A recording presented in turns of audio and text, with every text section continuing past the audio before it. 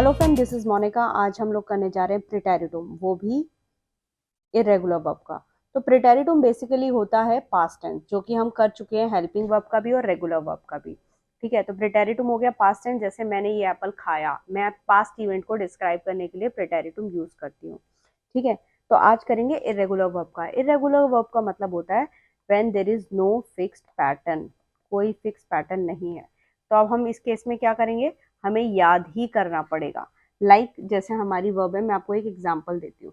तो जब आप याद करेंगे तो आपको बुक में जो आपको एक तरीका दिया होगा, जो आपको वर्ब्स दी होंगी वो कुछ इस तरह से दी होंगी। जैसे कॉमन, ये प्रेजेंट में दी हुई है, फिर आपको दिया होगा काम, देन आपको दिया होगा गे कॉमन, राइट।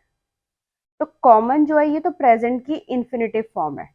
ठीक है, प्रेजेंट है और इन्फिनेटिव फॉर्म है, इन्फिनेटिव फॉर्म। ये जो है ये पास्ट टेंस है, दैट इज प्रिटेरिटुम।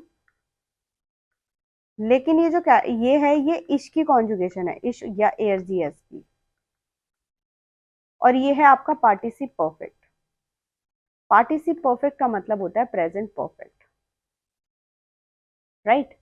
तो जैसे हम इंग्लिश में करते थे, हम करते थे ईट।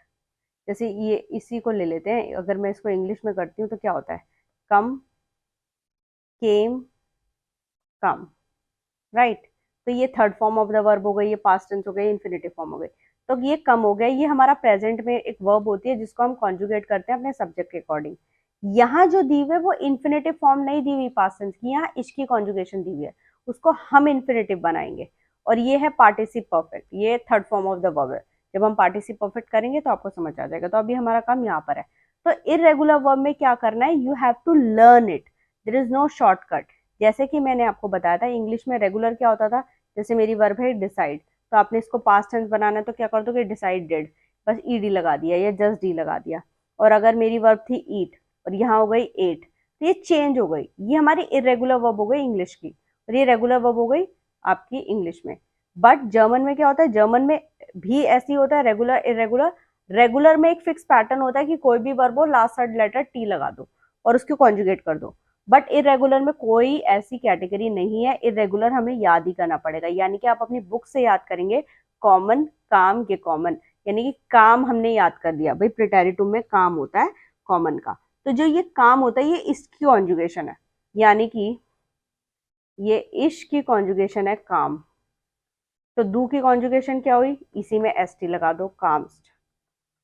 एयर जी एस की क्या हुई बताओ, एयर जी एस की भी काम हुई, क्योंकि मैंने आपको बताया था पास्ट का रूल नंबर 1, इश और एयर जी एस सेम होता है, इश और air G S R same.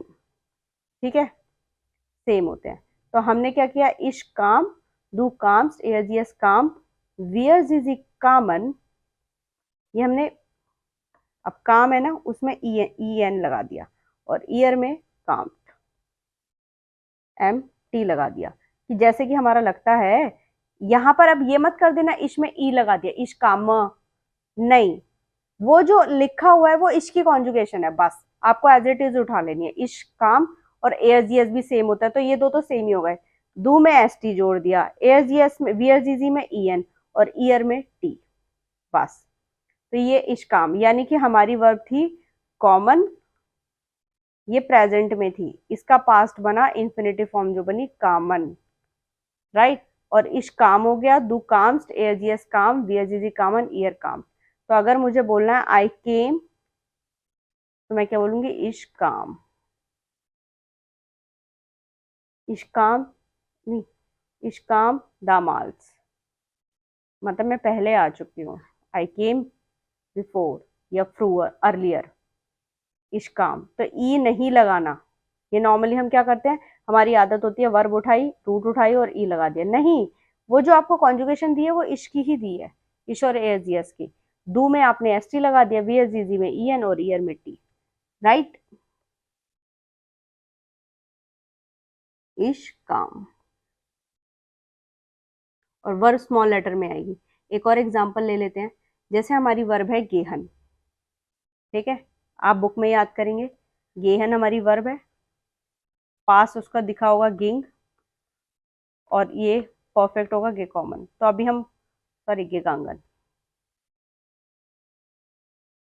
गेगांगन। तो अभी हमारा काम है सिर्फ इससे। तो ये क्या है, इश की कॉन्जुगेशन, इश गिंग, दू क्या हो जाएगा, दू गिंग्स्ट, एस क्या होगा बताओ, एस गिंग, वियर जीजी, वियर का मतलब हम, जी हो गया आप, और ये जी स्मॉल वाला दे, ये हो गया गिंगन, ईएन आ जाएगा, एंड ईयर गिंग, right.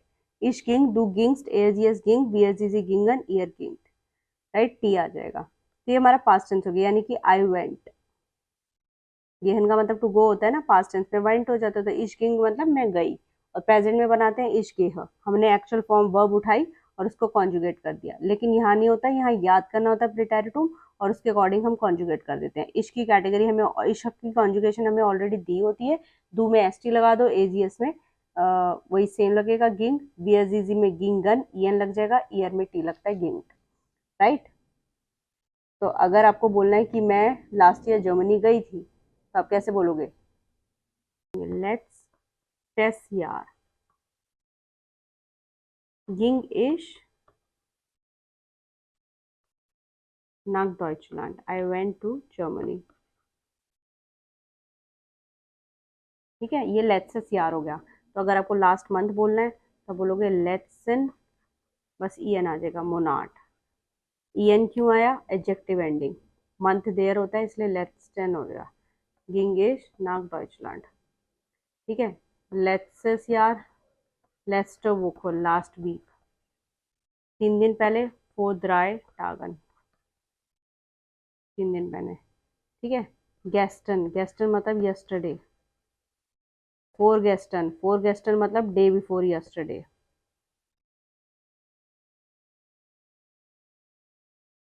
And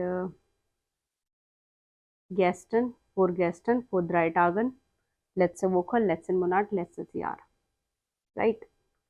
meaning, last week, 3 days ago, yesterday, day before yesterday।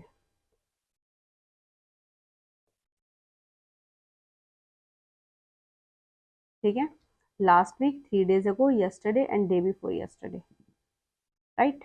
तो आप इनमें से कुछ भी यूज कर सकते हो। कुछ और वर्ड्स भी होते हैं, जैसे दामाल्स या फ्रीवर। दामाल्स और फ्रीवर का मतलब होता है अर्लियर, फ्रीवर मतलब अर्लियर, पहले, दामाल्स भी मतलब एट दैट टाइम या अर्लियर। तो आप कुछ भी यूज कर सकते हो, भाई पहले मैं गई थी, जैसे आप बोलना चाहते हो फ्रूअर गिंगिश नाक डॉइचलैंड, राइट। तो इस तरह से या वर्ड यूज करके यू कैन मेक सेंटेंस।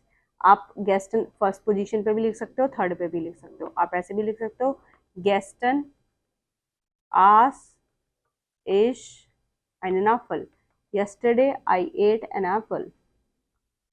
और आप ऐसे भी लिख सकते हो, इश आस गेस्टन एन एप्पल, वर्ब की पोजीशन सेकंड रहेगी।